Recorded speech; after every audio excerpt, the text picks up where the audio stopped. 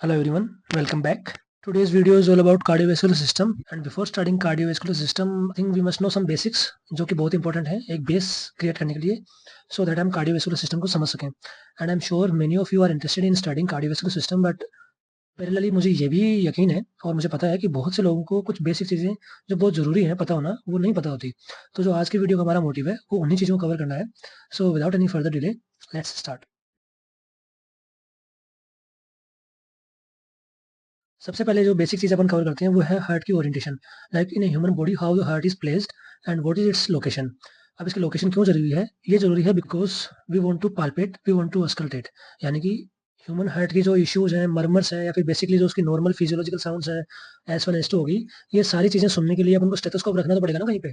और उन चीज़ों को कैसे पता लगेगा कहाँ पे अपन को अस्कल्टेट करना है, कहाँ पे पाल्पेट करना है? तो उसके लिए अपन को उसकी ओरिएंटेशन पता होना चाहिए कि कहाँ लोकेटेड होता है. तो यूजुअली जो ह्यूमन हार्ट लोकेटेड होता है वो बिहाइंड स्टर्नम होता है, इन द मीडियस्टिनम. अभी मीडियस्टिनम क्या है? आपको सबको पता है राइट साइड में और लेफ्ट साइड में दो लंग है. उन दोनों लंग्स के बीच की जो एरिया है, जो अब्डोमिन अब्डोमिन को कौन सेपरेट कर रहा होता है? डायफ्राम. तो डायफ्राम के ऊपर राइट और लेफ्ट लंग्स के बीच का जो रीजन है, ये हो गया आपका राइट लंग, ये हो गया लेफ्ट लंग, ये हो गया डायफ्राम. तो इनके बीच की जो ये स्पेस है इसको अपन बोलते हैं मीडियास्टेनम. और इस मीडियास्टेनम के मिडिल के अंदर क्या होता है? हार्ट लोकेटेड होता है. तो ये बेसिकली अगर अपन स्केलेटल सिस्टम से ओरिएंट करें तो ये सारी रिब्स होगी, और रिब्स कहाँ से ओरिजिनेट हो रही होती हैं? ये हो रही होती हैं स्टर्नम से. तो बेसिकली जो हार्ट होता है वो स्टर्नम के नीचे और उसके लेफ्ट साइड में होता है. अब मैं यहाँ लेफ्ट साइड बोल रहा हूँ, ये इसलिए भी बोल रहा हूँ बिकॉज आप सबको पता है कि हार्ट लेफ्ट साइड में होता है, इसमें कोई नई चीज़ नहीं है, that is no brainer. But जो इंपॉर्टेंट चीज़ as a medico you should know is that it is also located on the right side. यानी इसका एक छोटा पोर्शन ही सही, बट वो राइट साइड में भी होता है. तो अपन इसको डिवाइड करेंगे तीन पोर्शन में, तो इसका जो वन थर्ड पोर्शन है हार्ट का वो राइट साइड में होगा, और उसका जो मेजर चंक ऑफ पोर्शन है, जो उसका मेन पार्ट है, टू थर्ड पोर्शन है, वो होगा लेफ्ट साइड में. तो अपने कहाँ पाल्पेट करना है? लेफ्ट साइड में. राइट साइड में भी अगर हार्ट साउंड सुनाई दे रही है, डरना नहीं है, बिकॉज राइट साइड में भी कुछ पोर्शन होता है. और अगर इसकी हार्ट की साइज बड़ी है, कोई बड़े दिल वाला है, तो उसमें तो ज़्यादा प्रोमिनेंटली साउंड सुन सकती है, बिकॉज इस साइड बढ़ेगा उतना ही तो उस साइड भी बढ़ेगा, तो उस साइड में और भी ज़्यादा बढ़ सकता है. तो नो टू वरी. अब हम चलते हैं कि जो हार्ट है यूजुअली उसकी लेयर्स देख लेते हैं. वैसे तो इसमें भी कोई बड़ी बात नहीं है, आपको सबको पता है हर ऑर्गन की लेयर होती है, तीन लेयर होती है, एक बाहर वाली, एक बीच वाली, एक अंदर वाली. The same is with the heart. But यहाँ दो और एक्स्ट्रा लेयर्स हैं. और ये दो एक्स्ट्रा लेयर्स होने का क्या सिग्निफिकेंस है? दैट इज बिकॉज हम सबको पता है कि हार्ट बड़ा ही जरूरी और बड़ा ही इंपॉर्टेंट स्ट्रक्चर है, similar to lungs and brain. तो जैसे आपने ब्रेन में पढ़ा है कि एक्स्ट्रा ड्यूरल लेयर्स होती हैं, यहाँ आपने प्लूरल कैविटी, प्लूरल लेयर्स भी पढ़ी हैं लंग्स के केस में. तो same goes with the heart, यहाँ भी एक्स्ट्रा लेयर्स होंगी, एंड दैट आर नेम्ड. जो सबसे बाहर वाली है that is parietal pericardium, inner to it is visceral pericardium. इन दोनों का काम क्या होता है? प्रोटेक्ट करना इनका काम है, सो दैट उसको कोई इंजरी हो तो उसके लिए कुछ एक्स्ट्रा प्रोटेक्टिव लेयर्स होनी चाहिए. तो हार्ट के केस में कौन सी होंगी? Parietal and visceral pericardium. Pericardium का मतलब समझ में आता है ना कि अराउंड हार्ट जो लेयर है उसको पेरिकार्डियम बोलेंगे, बाहर वाली पेराइटल है. और ये ऐसा नहीं है कि यहीं आपने पेराइटल पढ़ा है, हर ऑर्गन की अगर बाहर वाली कोई एक्स्ट्रा लेयर होती है उसको पेराइटल बोलते हैं, अंदर वाली को विसरल बोलते हैं. फिर आती है एपिकार्डियम. ये भी कोई बड़ी बात नहीं है, सबका एपी एंडो मायो सब होता है. तो एपिकार्डियम होगा, उसके अंदर होगी मायोकार्डियम, और अंदर वाली होगी एंडोकार्डियम. मायोकार्डियम के बारे में आपने ध्यान रखना है कि मायोकार्डियम किससे बनी होती है? मसल से. और हार्ट सबको पता ही है कि हार्ट बेसिकली होता है क्या है? एक मस्कुलर ऑर्गन है, होलो ऑर्गन है. बेसिकली एक मसल का आप बोल तो टुकड़ा है, और उसका काम क्या है? कॉन्ट्रेक्शंस. और वो कौन से लेयर में होती है? मस्कुलर लेयर में होती है. तो मायोकार्डियम में बेसिकली इंपॉर्टेंट है. अब हम देख लेते हैं कि हार्ट इज मायोजेनिक. अब मायोजेनिक हार्ट क्या होता है? न्यूरोजेनिक हार्ट भी हो सकता है, क्यों नहीं हो सकता? बिल्कुल हो सकता है, वो भी होता है कई स्पीसीज में. बट हम सिंस ह्यूमन है और हम तो बहुत ही डेवलप्ड हैं, तो हमारे अंदर जो हमारा दिल है उसको दिमाग के सुनने की जरूरत नहीं है, वो अपने आप से काम कर सकता है. So we humans are having a myogenic heart. तो इसका मैं आपको फिर एक बार थोड़ा बेसिक समझा दूं. ऐसा कोई ऑर्गन जो ब्रेन से डायरेक्टली सिग्नल नहीं लेता है, यानी कि उसको कॉन्ट्रेक्शन करना है नहीं करना है, ये ब्रेन रेगुलेट नहीं करता है. ब्रेन नहीं बताता हार्ट को रेगुलेट करने के लिए कि चलो अब अपने आप को कॉन्ट्रेक्शन करो, अब अपने आप में कॉन्ट्रेक्शन रोक दो. ऐसा पॉसिबल नहीं है. ये हार्ट अपनी मर्जी से करता है. यानी कि और सिंस ये आप सबको पता भी, आपने सबने सुना भी है कि दिल और दिमाग की सुनने की एक नौबत आती है लाइफ में कभी ना कभी. तो अगर दिल और दिमाग की सुनने में अगर अपन को कंफ्यूजन हो रही है, तो इसका मतलब ये तो समझ में आता है ना एटलीस्ट कौन सी सही होगी. ये तो नहीं पता लगता, बट ये जरूर पता लगता है कि दोनों अलग अलग है. ऐसा नहीं है कि जो दिमाग कह रहा है वही दिल मानता है, वरना तो दोनों में अलग कोई डिफरेंस होता ही नहीं. फिर तो अपन दिमाग का ही एक ऑप्शन बचता है कि दिमाग जो कह रहा है वही करो, बिकॉज दिल तो ऑब्वियसली वही कहेगा जो दिमाग कहेगा. बट ऐसा नहीं है. यहाँ पे हार्ट अपने आप से कॉन्ट्रेक्शन कर सकता है, वो अपनी मर्जी से धड़कता है, अपनी मर्जी से बंद हो सकता है. तो उस कंडीशन को अपन मायोजेनिक बोलते हैं, ना कि न्यूरोजेनिक. न्यूरोजेनिक तब होता है जब उसको ब्रेन बोलता है कॉन्ट्रेक्शन के लिए, और यहाँ पे हार्ट अपने आप से कॉन्ट्रैक्ट कर सकता है. तो ये किस वजह से कर सकता होगा? यहाँ पे कुछ स्पेशल टिश्यू होगा जो इसको ये करने में हेल्प कर रहा होगा. और डेफिनेटली यहाँ पे एक स्पेशल टिश्यू होता है, उसको अपन नोडल टिश्यू बोलते हैं. ये नोडल टिश्यू कहाँ होता है? ये हार्ट के डिफरेंट पार्ट्स में लोकेटेड होता है, और इसे तीन चार सब डिविजन हैं. लेकिन जो मेन है वो होता है कौन सा? Sinoatrial node. साइनोएट्रियल नोड हो गया. पहले मैं आपको सारे बता देता हूँ, फिर एक एक करके थोड़ा सा इनके बारे में देख लेंगे जो इंपॉर्टेंट चीजें हैं. साइनोएट्रियल नोड है, एट्रियोवेंट्रिकुलर या एवी नोड है, बंडल ऑफ फिश है और पर्किंजी फाइबर्स है। तो ये 4 नोडल टिश्यू है अलग अलग जगह पे। सबसे इंपॉर्टेंट कौन सा है? साइनोएट्रियल नोड है। सबसे इंपॉर्टेंट का क्या मतलब है? मेरा सबसे इंपॉर्टेंट का मतलब ये है कि जो हार्ट के अंदर कॉन्ट्रेक्शंस होंगे, और कॉन्ट्रेक्शंस को हार्ट बीट बोलते हैं, तो जो बेसिकली जो हार्ट बीट है उसको मेंटेन कौन करता है? Sinoatrial node. यानी ये हार्ट का अपना छोटा सा दिमाग है जो कि बताता है कितने कॉन्ट्रेक्शन होने हैं हार्ट में पर मिनट। इसलिए, और सिंस ये साइनोएट्रियल नोड ही इस चीज को कंट्रोल करता है कि कितने कॉन्ट्रेक्शन होने हैं, कितनी हार्ट बीट होनी है, तो इसको अपन क्या बोलते हैं? पेसमेकर। तो क्वेश्चन ये आ सकता है, अगर एग्जामिनर ने इजी पेपर बनाना हो तो क्या पता ये क्वेश्चन दे दे कि हार्ट का पेसमेकर कौन सा है, और आपको 4 ऑप्शन आ जाए, SA node, AV node, bundle of His और पर्किंजी फाइबर्स। तो कंफ्यूज नहीं होना है, चारों नहीं है। इनमें से जो पेसमेकर है वो एक ही होगा। यानी कि काम सब कर सकते हैं, बट राजा तो एक ही होता है। ह्यूमन बींग सारे होते हैं, बट सारे ह्यूमन राजा नहीं हो सकते ना। एक एरिया में एक ही राजा होता है, तो यहाँ भी सारे वैसे अपने आप कॉन्ट्रेक्शन करवा सकते हैं, बट इनमें जो सबसे ज्यादा कॉन्ट्रेक्शन करवा सकता है वही राजा है, और वो कौन सा है? साइनोएट्रियल नोड है, यानी यहाँ पे पेसमेकर है। और जो नोडल टिश्यू का काम क्या है? जो इसने आदेश दे दिया, जो हुक्म कर दिया, वो बाकी जो हार्ट के टिश्यू है उनमें स्टैंड करना, फॉरवर्ड करना। अब सिंस ये साइनोएट्रियल नोड कहाँ पे है? ये राइट एट्रियम है, तो राइट एट्रियम के अंदर ही हो गया। तो राइट एट्रियम के अंदर तो ये कॉन्ट्रेक्शन करवा देगा, लेकिन जो राइट वेंट्रिकल है, लेफ्ट वेंट्रिकल है, ये तो इससे दूर हो गए। तो यहाँ पे मैसेंजर भी तो होने चाहिए ना, इसके मैसेज को आगे फॉरवर्ड करने वाले। तो जो बाकी के नोडल टिश्यू मैसेंजर की तरह काम करते हैं। साइनोएट्रियल नोड मैसेज पास करेगा, ये पूछेगा एवी नोड पे, एवी नोड आगे बंडल ऑफ फिश के थ्रू इसको डिस्ट्रीब्यूट कर देगा जो टर्मिनल ब्रांचेज हैं, दैट इज पर्किंजी फाइबर्स।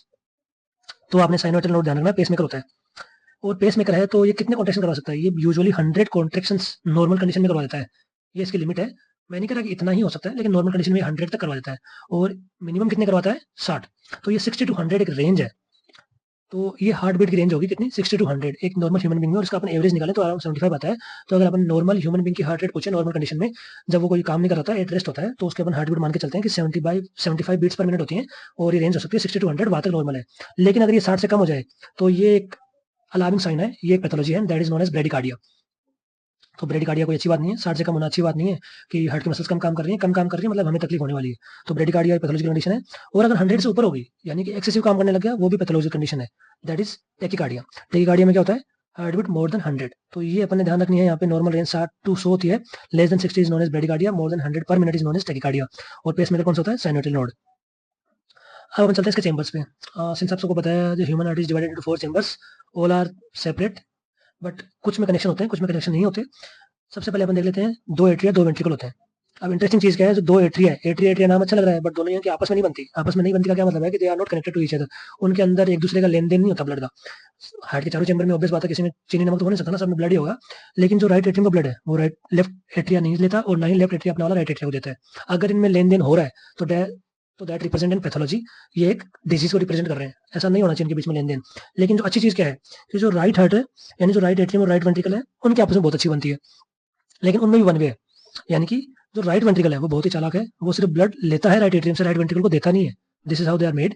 एंड इनका जो काम होता है बेसिकली यही काम होता है कि राइट एट्रियम का काम है सारा ब्लड लेके और राइट वेंट्रिकल को दे दे, राइट वेंट्रिकल से कोई और ले जाएगा और कोई और वापस लाके लेफ्ट एट्रियम को देगा, लेफ्ट वेंट्रिकल को दे देगा। तो इस तरह से ये ब्लड सर्कुलेट होता रहता है। तो यहाँ अपने ध्यान रखना है, राइट एट्रियम और राइट वेंट्रिकल, लेफ्ट एट्रियम और लेफ्ट वेंट्रिकल, दोनों एट्रिया की नहीं बनती, दोनों वेंट्रिकल्स की भी नहीं बनती। ये भी अच्छी चीज है कि इन दोनों के बीच में कोई लेन देन नहीं होता है। और जो राइट साइड है उसका, यानी जो राइट एट्रियम और राइट वेंट्रिकल होता है, इसके अंदर जो ब्लड होगा ये होगा डीऑक्सीजनेटेड, वेयर जो लेफ्ट एट्रियम और लेफ्ट वेंट्रिकल है इसमें होगा ऑक्सीजनेटेड। तो ये मोटी मोटी चीज आपको पता होनी चाहिए। जो लेफ्ट हार्ट है उसमें ऑक्सीजनेटेड होता है, जो राइट हार्ट है उसमें डीऑक्सीजनेटेड होता है। राइट हार्ट आपस में कम्युनिकेट कर रहा होता है, लेकिन राइट और लेफ्ट में कम्युनिकेशन नहीं होता है, लेफ्ट लेफ्ट में होता है। और इसमें भी सिर्फ वन में होता है, राइट एट्रियम से राइट वेंट्रिकल में आ सकता है, यानी एट्रिया सिर्फ वेंट्रिकल्स को ब्लड दे सकता है, ले नहीं सकता। और इसकी वजह होती है इनके बीच में वॉल होते हैं। ये वॉल गेटकीपर की तरह, एक वॉचमैन की तरह काम करते हैं, जो कि ये मेक श्योर करते हैं कि ब्लड सिर्फ इस डायरेक्शन में आए, वापस उल्टा ना आए। और इन वॉल्स को बेसिकली कनेक्ट करने वाले कुछ स्ट्रक्चर्स हैं, ये वॉल्स यहीं के यहीं रहें, और इस चीज को ध्यान रखें कि ऊपर वापस ना चला जाए। इसके लिए इन वॉल्स को मतलब कुछ इस तरह से अलाइन रखने के लिए दो इंपॉर्टेंट चीजें हैं, दो इंपॉर्टेंट स्ट्रक्चर हैं जिनका नाम अपने को पता होना चाहिए। वो कौन से हैं? एक है कोडा टेंडिनाई और एक है पेपिलरी मसल। कोडा टेंडिनाई क्या है? जो यहाँ पे व्हाइट व्हाइट आपको फाइबर लाइक स्ट्रक्चर्स दिख रहे हैं, ये अपन बोलते हैं कोडा टेंडिनाई। और जिस स्ट्रक्चर पे जाके और इसके ऊपर अटैच हो रहे हैं, यानी कि एक यहाँ स्ट्रक्चर होगा, एक तो यहाँ वॉल हो गया, और इन दोनों के बीच में फाइबर है जो इनको जोड़े रखते हैं कि ना इधर से ऊपर चले जाए। तो इनको जो जोड़ने वाले हैं वो तो कोडा टेंडिनाई हो गए। और जो ये मसल नीचे वाला है जिसपे ये बाइंड होते हैं, जिसपे अटैच होते हैं, उनको अपन बोलते हैं पेपिलरी मसल्स। तो पेपिलरी मसल दोनों वेंट्रिकल के अंदर होती हैं, और इनसे ओरिजिनेट होती है कोडा टेंडिनाई, जो कि अटैच होती है जिससे वॉल से। और ये मेक श्योर करती है कि वॉल इस साइड में ओपन ना हो जाए। इस साइड में ओपन हो रहे हैं अच्छी बात है, ताकि ब्लड इधर आ जाए, लेकिन इस साइड में ओपन लग जाएंगे तो उल्टी डायरेक्शन में ब्लड फ्लो हो जाएगा और यहाँ पे डिफेक्टिव हो सकता है। तो ये कोडा टेंडिनाई की वजह से हो सकता है। कोडा टेंडिनाई किसी में नहीं है या फिर डैमेज होगी, तो उसकी वजह से ये जो वॉल है ये पीछे की तरफ ओपन होने लग जाएगा जब नीचे से पुश होगा। तो ये नहीं होना चाहिए। तो आपको कोडा टेंडिनाई और पेपिलरी मसल्स का ध्यान रखना है। अब अपन चलते हैं एक करके इनके जो 4 स्ट्रक्चर हैं उनके बारे में, 4 चेंबर्स के बारे में जो इंपॉर्टेंट चीजें हैं ओनली वही अपन देखें। सबसे पहले अपन देखते हैं राइट एट्रियम।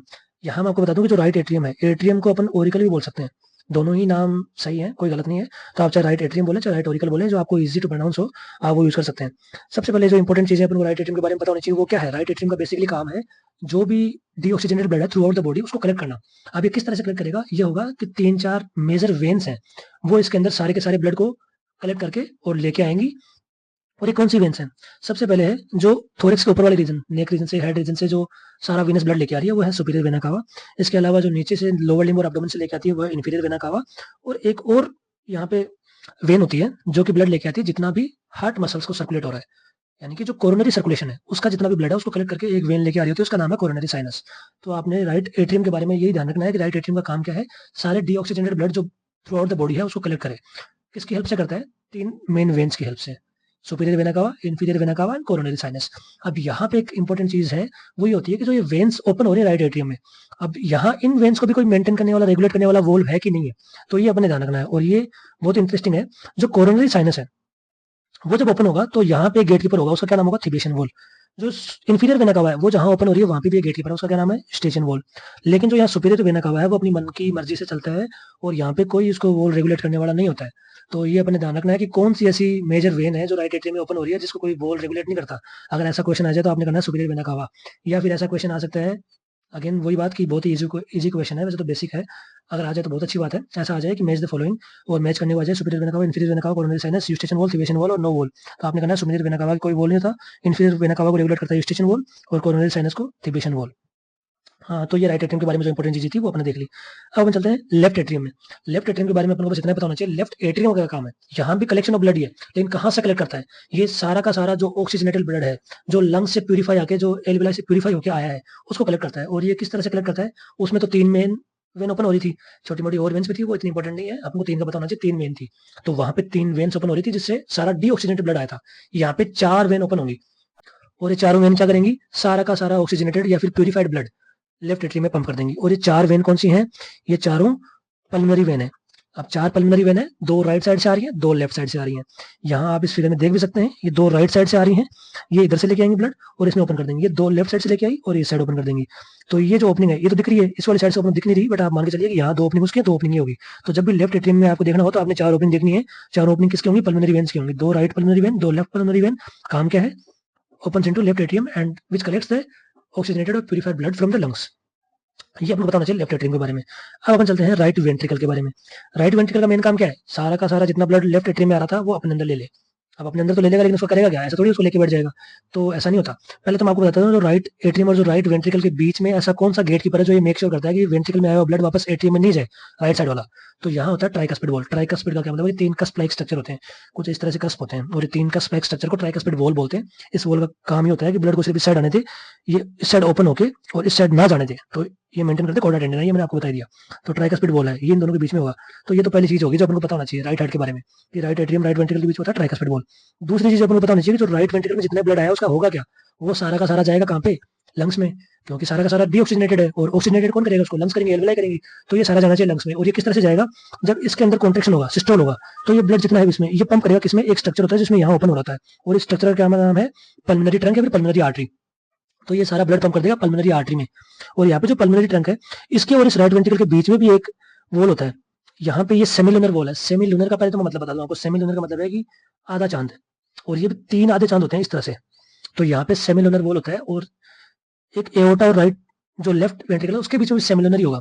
ये जो मैं आपको बता रहा हूँ ट्राइकस्पिड, और यहाँ एक मीटर आएगा, ये तो है एट्रियो वेंट्रिकुलर वॉल्स, ये 2 होते हैं, ट्राइकस्पिड बाइकस्पिड। और जो सेमिलुनर वॉल होते हैं वो भी 2 होते हैं। इस साइड वालों को क्या बोलते हैं, पल्मोनरी। ये इससे भी दिख रहा है कि ये पल्मोनरी आर्टरी और राइट वेंट्रिकल के बीच में है, तो ये पल्मोनरी वॉल हो गया। तो ये 2 चीजें अपने राइट वेंट्रिकल के बारे में याद रखनी है। अब अपन चलते हैं लेफ्ट वेंट्रिकल के बारे में। लेफ्ट वेंट्रिकल का काम क्या है, जो लेफ्ट एट्रियम है जितना भी ऑक्सीजनेटेड ब्लड आता है वो अपने अंदर ले ले, और वो भी इसको लेके बैठा नहीं रहेगा, उसका काम क्या है, इसको सिस्टम सर्कुलेशन में सेंड कर दे। और ये किस तरह से होगा, पहले तो मैं आपको बता दूं, जो लेफ्ट एट्रियम और जो लेफ्ट वेंट्रिकल है इनके बीच में जो वॉल है वो भी एट्रियो वेंट्रिकुलर वॉल है। और यहाँ कौन सा होगा, यहाँ पे बाइकस्पिड होगा। और बाइकस्पिड वॉल का दूसरा नाम क्या हो सकता है, मिट्रल वॉल। यानी जो यहाँ वॉल है वो कुछ ज्यादा स्पेशल है, उसके 2 नाम है। और ये ज्यादा स्पेशल इसलिए भी है, जब हम इसके कार्डियोवैस्कुलर डिजीज पढ़ेंगे तो यहाँ पर देखेंगे कि इन दोनों में, दोनों वॉल्स में से ज्यादा डिजीज होने के चांस भी इसी वॉल में है। तो यहाँ पे बाइकस्पिड है, इसका क्या मतलब हो गया कि 2 कस्प्लेक्स स्ट्रक्चर है, इसको दूसरा नाम क्या है, मिट्रल वॉल है। और इस मिट्रल वॉल का काम क्या है, जो लेफ्ट एट्रियम में ब्लड है उसको राइट लेफ्ट वेंट्रिकल में ले आए और वापस रिवर्स डायरेक्शन में आ जाने दे। और जितना भी ब्लड लेफ्ट वेंट्रिकल में आ गया, अब उसका क्या होगा, उसको जो लेफ्ट वेंट्रिकल है वो पंप करेगा किसमें, एओर्टा में। ये आप देख सकते हैं कि ये वाला क्या है, एओर्टा, ये वाला right atrium, right ventricle, pulmonary artery या फिर पल्मोनरी ट्रंक हो गया, ये लेफ्ट एट्रियम, ये लेफ्ट वेंट्रिकल, और यहाँ ब्लड पंप कर रहा है किसमें, सिस्टमिक एओर्टा में, और ये एओर्टा लेके जाके सारे जो ब्लड है उसको सर्कुलेट कर देगा सारी बॉडी में। यहाँ पे अपन को क्या ध्यान रखना है कि ये भी एक वॉल से रेगुलेट होता है, और ये कौन सा वॉल है, यहाँ भी कौन सा होगा, सेमिलुनर, लेकिन यहाँ कौन सा वाला होगा, एओर्टिक वॉल। तो अभी तक अपने 4 वॉल देख लिए, tricuspid, mitral, pulmonary and aortic wall. ये 4 वॉल के नाम आपने जरूर ध्यान रखने हैं, ये बहुत इंपॉर्टेंट है, और हर जगह ये आगे आप जब पढ़ेंगे तो हर एक टॉपिक में, पर्टिकुलर टॉपिक में भी हर जगह आएंगे इनका, क्योंकि इन वॉल्स की डिजीज होती हैं, उसकी वजह से सारे कार्डियोवैस्कुलर डिजीज होते हैं जो अपन स्टडी करेंगे। तो अपने 4 वॉल ध्यान रखने हैं, इनके काम क्या होते हैं और ये कहाँ लोकेटेड होते हैं, किन किन स्ट्रक्चर्स के बीच में होते हैं, ये अपने ध्यान रखना है। अब अपन चलते हैं कोरोनरी सर्कुलेशन पे। अब यहाँ कोरोनरी सर्कुलेशन, वैसे बेसिकली अपन सर्कुलेशन पढ़ते हैं तो अपन 2 सर्कुलेशन पढ़ते हैं, एक पल्मोनरी, एक सिस्टमिक। सिस्टमिक का मतलब क्या है, जो ऑक्सीजनेटेड ब्लड है वो थ्रू आउट द बॉडी किस तरह से हार्ट पंप कर रहा होता है, किस किस तरह से डिस्ट्रीब्यूट कर रहा होता है, उसको अपन सिस्टम में बोलते हैं। और जो डीऑक्सीजनेटेड ब्लड है उसको लंग्स में ले जाके और लंग्स से प्यूरीफाई करके वापस हार्ट तक लाते हैं, उसको अपन पल्मोनरी सर्कुलेशन बोलते हैं। पल्मोनरी सर्कुलेशन स्मॉल सर्कुलेशन है, सिस्टमिक सर्कुलेशन है वो लार्ज सर्कुलेशन है। But since upon cardiovascular system discuss करने जा रहे हैं तो अपन को ये भी पता होना चाहिए, जो हार्ट है उसका अपना एक अलग सिस्टम होता है, उसका अपना एक रुतबा है। वो ऐसा नहीं होता कि किसी और की ब्लड सप्लाई से खुश हो जाए, उसको सिंस उसको कंटिन्यूसली काम करना है तो उसको अपनी एक ब्लड सप्लाई है, और उसका अपन नाम देते हैं कोरोनरी सर्कुलेशन। ना पल्मोनरी है ना सिस्टमिक है, कोरोनरी सर्कुलेशन, यानी कि जो हार्ट को अपने आप सर्कुलेट कर रहा है, अपने आप मेंटेन कर रहा है। जो यहाँ कोरोनरी सर्कुलेशन है उसके बारे में अपन मोटी मोटी जो आर्टरीज है जो आपको पता होनी चाहिए वो देख लेते हैं। सबसे पहले तो ये है कि जो कोरोनरी सर्कुलेशन होगा वो ओरिजिनेट कहाँ से होगा, यानी कि इसको ब्लड सप्लाई जो मिलने वाली है वो कहाँ से ओरिजिनेट हो रही होगी।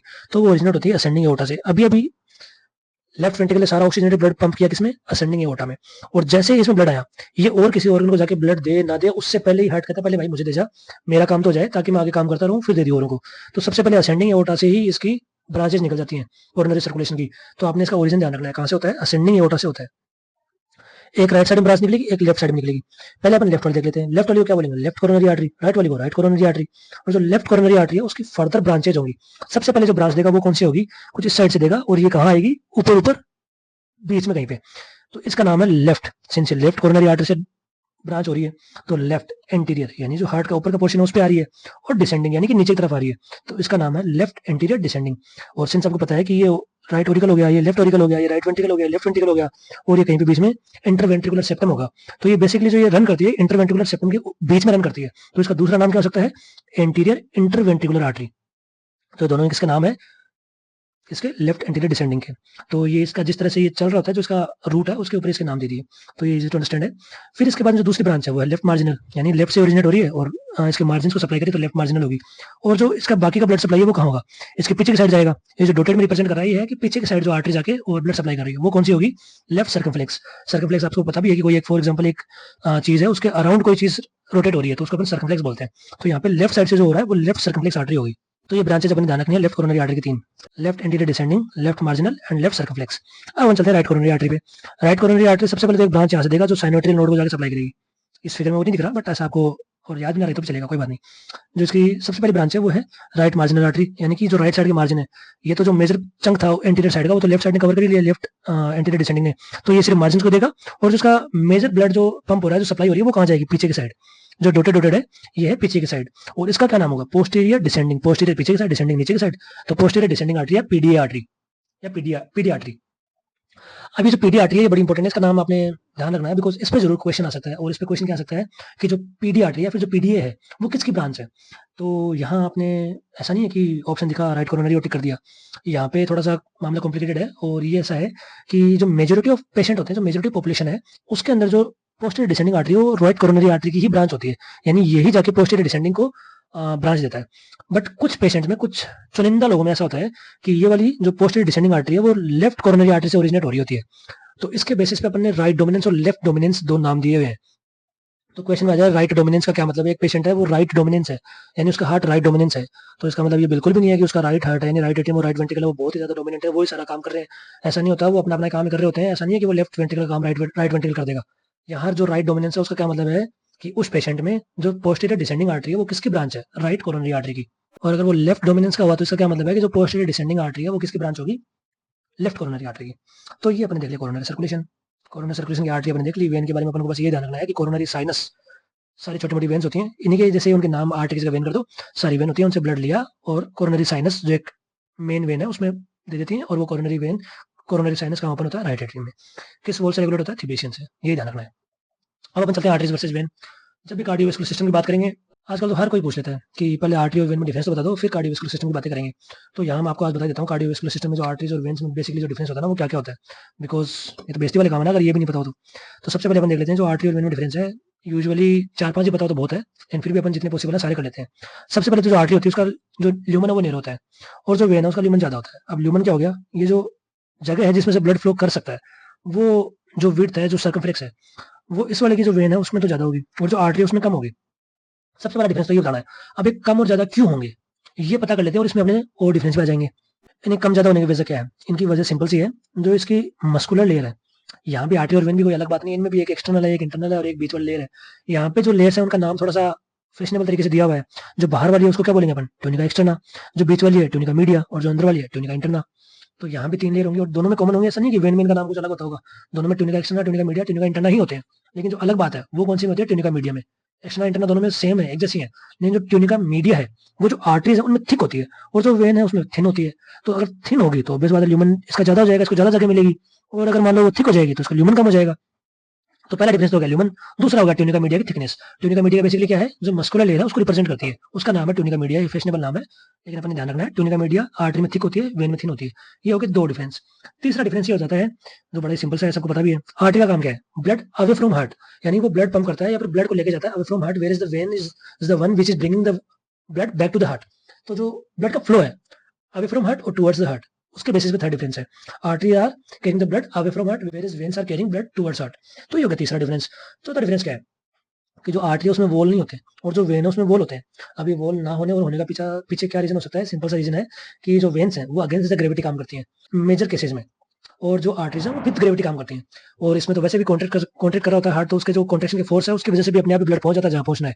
लेकिन जो वेन्स है उसमें कोई कॉन्ट्रैक्ट नहीं कर रहा ना बेचारा, तो उसको तो अपने आप से ही मेहनत करके और सारे ब्लड को लेके आना है। फॉर एग्जाम्पल किसी के लोअर लिम्ब से ब्लड वापस हार्ट तक लेके आना है, वो तो अगेंस्ट ग्रेविटी वेन को लाना पड़ेगा। और ऐसा भी नहीं है कि नीचे लोअर लिम्स में कोई मोटर लगी हुई है जो पंप कर दे वेन को ऊपर, जो ब्लड को पंप कर दे ऊपर वाली वेन्स में। तो ये अगेंस्ट ग्रेविटी काम कर रही होती है। और उसमें क्या हो सकता है, अगेंस्ट ग्रेविटी फॉर एग्जांपल ऐसी वेन है और उसमें ब्लड इस साइड से साइड जा रहा है और ग्रेविटी नीचे की साइड है, तो ये ब्लड वापस नीचे आने की टेंडेंसी होती है इसमें। और इसको नीचे आने से प्रिवेंट कौन करता है, ऐसे वॉल होते हैं इसमें। अब ये वॉल होंगे, ये इस साइड ओपन नहीं होते, इसका मतलब क्या है कि इधर से इधर तो जा सकता है लेकिन इधर से इधर ब्लड नहीं आ सकता। तो वेन्स के अंदर वॉल होते हैं, वेर एज आर्टरीज में वॉल की रिक्वायरमेंट नहीं होती, बिकॉज उनको मेजोरिटी जो सारा काम करना है वो विद ग्रेविटी करना है। और उनमें वैसे भी जो हार्ट है वो एक पंप की तरह काम कर रहा होता है, एक मोटर की तरह काम कर रहा होता है जो पंप कर रहा है अवे फ्रॉम हार्ट। तो वो अपने आप ही जो ब्लड उसको पंप होके जाएगा उसको ले जाएगा। तो ये हो गया एक और डिफरेंस। एक और डिफरेंस क्या हो सकता है जो याद रखना जरूरी नहीं है, बट सिंस अपन को पता होना चाहिए, और कोई अगर अपन से पूछ ले तो थोड़ा रुतबा बनने के लिए हाँ, एक दो चीजें और पता होनी चाहिए इनमें डिफरेंस। वो ये कि जो आर्टरी है उसमें at any given point of time 13% of total blood जो बॉडी में होता है वो मिलता है। वैसे ये मेजर करना पॉसिबल नहीं है, बट कुछ स्टडीज शो करती हैं, तो उससे अपन को आइडिया लग गया कि अप्रोक्सीमेटली अगर फॉर एग्जांपल किसी ह्यूमन बीइंग में 5 लीटर खून है या फिर 5000 ml है, तो उसका 13% जो ब्लड है वो at any point of time वो आर्टरीज में होगा, और जो वेन्स होंगी वो उसका 64% ब्लड रखेंगी at any given point of time. यानी कि अगर अभी के अभी ब्लड चेक किया आर्टरी और वेन में, तो आर्टरी में 13% ब्लड मिलेगा और वेन में 64 मिलेगा। तो ये एक और डिफरेंस हो गया। एक और डिफरेंस क्या हो गया कि जो इसमें ब्लड का फ्लो है वो आर्टरीज में तो होगा जर्की, और जो वेन है उनमें स्मूथ होगा, यानी उनमें आराम से जा रहा है। अब यहाँ तो सिंस मोटर पंप कर रही है ना, तो मोटर पंप करेगी तो झटके मार मार के करेगी, यहाँ पे जर्की होंगे। तो ब्लड सर्कुलेशन के बेसिस पे एक और डिफरेंस हो गया। ये सारी अपनी चीजें देख ली आर्टरी और वेन में डिफरेंस। अब जब भी आपसे कोई पूछे सवाल तो आई एम श्योर कि आप लोगों को पता होगा कि इनमें डिफरेंस क्या होता है, और सामने वाले शायद दोबारा ये चीजें ना पूछे जब आपने लास्ट वाली एक दो चीजें 13% 64% वाली जर्की और ये स्मूथ फ्लो वाली वॉल वाली चीजें बता देना, क्योंकि नेरो ल्यूमन और वाइड ल्यूमन तो सबको पता है। लेकिन जो ऐसी चीजें आप बता दोगे तो मुझे नहीं लगता कोई दोबारा पूछेगा। अब एक और चीज जो बहुत ही कंफ्यूज करती है वो है हार्ट फेलियर, हार्ट अटैक और कार्डियक अरेस्ट। अभी तो सुनने में जल्दी से लग रहे हैं और बहुत से लोगों को लगता भी होगा कि एक ही है, नाम अलग अलग दे दिया, बट ऐसा नहीं होता है, इनमें थोड़ा बहुत फर्क होता है। वो फर्क क्या है, हार्ट फेलियर वर्ड अपने आप इंडिकेट कर रहा है फेलियर, यानी कोई काम था वो काम नहीं कर पाया, फेल हो गया। तो यहाँ पे हार्ट का काम क्या होता है कि जो बॉडी की डिमांड है, जो ऑर्गन्स की डिमांड है ब्लड की, वो सप्लाई अगर फुलफिल नहीं कर पा रहा हार्ट तो वो हार्ट फेलियर है। यानी कि heart is not able to fulfil the blood supply और blood demand of the body, that is heart अगर इनफ ब्लड को पंप नहीं कर पा रहा है। फॉर एग्जाम्पल एक बार में 500 ml पंप करना चाहिए था सो दैट रिक्वायरमेंट पूरी हो जाती, बट 500 ml नहीं कर पा रहा, 300 ml ही कर पा रहा है। यानी कि इसमें कोई कमजोरी आ गई, कमजोर हो गया बेचारा, नहीं पंप कर पा रहा है, तो उस कंडीशन में बोलेंगे हार्ट फेलियर।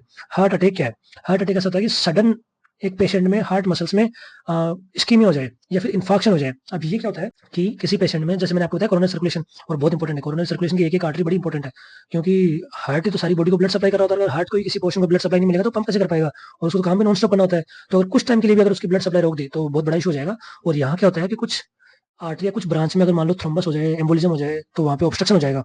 तो जो उसका पार्ट ऑफ कार्डियक मसल है जिसको वो सप्लाई कर रहा होता है, वहाँ उस मसल्स में ब्लड सप्लाई नहीं होगी, ऑक्सीजन सप्लाई पूरी नहीं होगी, और सिंस वो तो कंटिन्यूअसली वर्क कर रही है, तो वहाँ पे क्या हो जाएगा, इन्फेक्शन, थोड़ा टाइम बाद में नेक्रोसिस, और वो वाला पोर्शन उसका खराब हो जाएगा, खत्म हो जाएगा परमानेंट, यानी वो कभी दोबारा रिपेयर नहीं हो सकता, वो मसल काम नहीं कर पाएगी उतनी। लेकिन यहाँ पे पूरे हार्ट में नहीं हुआ है। सेकंड वाला जो कार्डियक अरेस्ट है उसमें यही फर्क होता है। हार्ट अटैक में क्या होगा, कुछ एक पोर्शन में ब्लड सप्लाई नहीं मिली, ऑक्सीजन सप्लाई नहीं मिली, उसकी वजह से मायोकार्डियल इन्फेक्शन हो गया, और उसको अपन बोलते हैं हार्ट अटैक। जो कार्डियक अरेस्ट है, कार्डियक अरेस्ट का क्या मतलब है कि सडनली हार्ट अरेस्ट हो गया, यानी उसने काम करना अचानक बंद कर दिया। हार्ट फेलियर में क्या था कि वो डिमांड फुलफिल नहीं कर पा रहा था, यानी जितना चाहिए था उतना नहीं दे पा रहा था, लेकिन दे तो रहा था। हार्ट अटैक में भी ऐसा है कि एक पर्टिकुलर पोर्शन में जो पर्टिकुलर ब्रांच है जिसमें ओक्लूजन हुआ है, ऑब्स्ट्रक्शन हुआ है, सिर्फ उससे से रिलेटेड जो कार्डियक मसल है उनके अंदर डैमेज होगा, मायोकार्डियल इन्फेक्शन होगा, पूरे हार्ट में नहीं होगा। लेकिन जो कार्डियक अरेस्ट है इसमें तो पूरा का पूरा जो हार्ट है वो एक साथ ही बीट करना, कॉन्ट्रैक्शन करना बंद कर देता है, तो हार्ट बीट सडनली स्टॉप हो जाएगी, उस कंडीशन को मैं बोलेंगे कार्डियक अरेस्ट।